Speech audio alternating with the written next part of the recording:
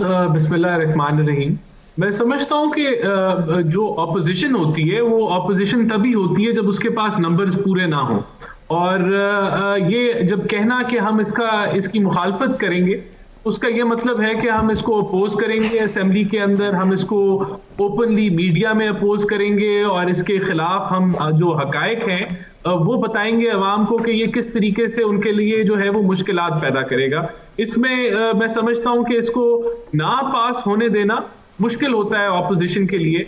जरूर हम अपना जब पॉइंट ऑफ व्यू देंगे तो हम इस चीज की उम्मीद कर सकते हैं कि जो गवर्नमेंट के जो मेंबर्स हैं वो शायद ये जानते हुए कि ये बजट कोई अब अवाम फ्रेंडली नहीं है या उनके लिए आसानियां नहीं लाएगा, तो वो शायद अपने ज़मीर की आवाज सुनते हुए इसके लिए वोट ना करें।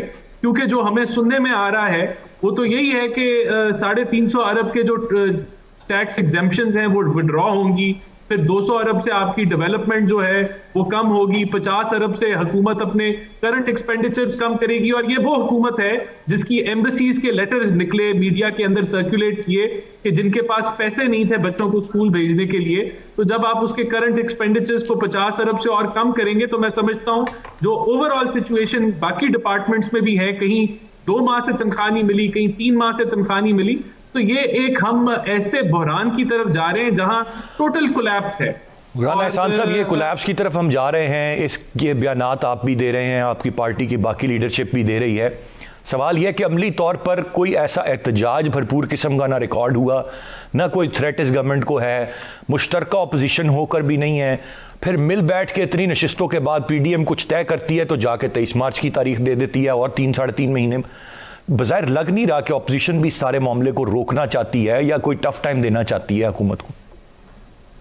देखिए, जो पार्लिमानी जमहूरियत है उसके अंदर ऑपोजिशन के पास कौन से हरबे हैं या कौन से आला हैं जिनको वो इस्तेमाल करके अपने पॉइंट ऑफ व्यू को या ऑपोजिशन करती है। वो देखें, फ्लोर ऑफ द असेंबली है, वहां हम लोग भरपूर ऑपोजिशन करने की कोशिश करते हैं और उसकी वजह से होता यह है कि असेंबली का सेशन ही नहीं चलता, क्योंकि उनमें सुनने की और जो तनकीद सुनने की जो है वो बर्दाश्त ही नहीं है। दूसरा, आपके पास अवामी जो प्लेटफॉर्म अवेलेबल है वो जलसे हैं, वो हम भरपूर तरीके से करते रहे हैं और अब आगे उसका जो फिनाले है वो इंशाल्लाह 23 मार्च को हमने अनाउंस कर दिया है। उसके अलावा जो मीडिया का प्लेटफॉर्म है, हम रोज हुकूमत की नाअहली को जो है एक्सपोज करते हैं। तो जो पार्लिमानी जमहूरियत होती है उसमें तो ये एक स्ट्रगल होता है, ऑपोजिशन का एक सिलसिला होता है जिसमें वो हर दफा जो है वो हुकूमत की नाअहली को बताती है, अपना ऑल्टरनेटिव प्लान देती है। तो वो मैं समझता हूँ बड़े बखूबी हम कर रहे हैं, लेकिन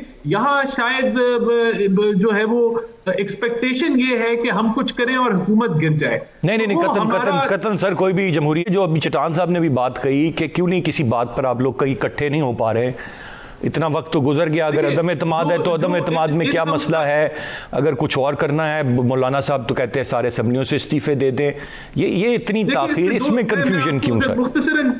मुख्तसरन मैं बयान करूं, इस्तीफों का जो मामला है, देखें जो चैलेंज है इस्तीफों की डिबेट के अंदर वो क्या है। देखें, पार्लिमानी जमहूरियत के 2 सतून होते हैं, गवर्नमेंट और ऑपोजिशन।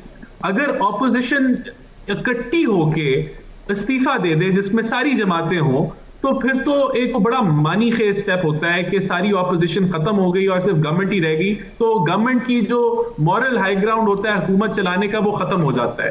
तो इस्तीफों की जब बात आती है तो इसलिए उसके अंदर ये डिबेट होती है, ये सवाल उठता है कि अगर आधी ऑपोजिशन इस्तीफे दे तो क्या वो इतने मानी खेज होंगे। दूसरा, इन हाउस चेंज।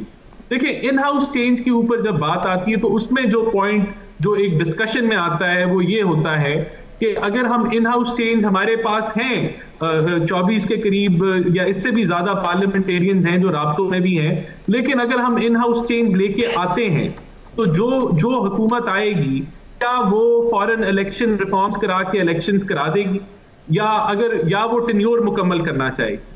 तो ये आगे के जो मामलात हैं, ये इस स्टेप को जो है वो इसके ऊपर सोचा जाता है कि फिर ये लिया जाए या ना लिया जाए। इस पे वर्किंग जारी है, इसको सीरियसली पीएमएलएन देख रही है और ये इसके इम्कानात बन सकते हैं। लेकिन अब ये कुछ सवालात हैं जो उस डिबेट के अंदर उठते हैं और मैं समझता हूं कि ये ऑनगोइंग प्रोसेस है।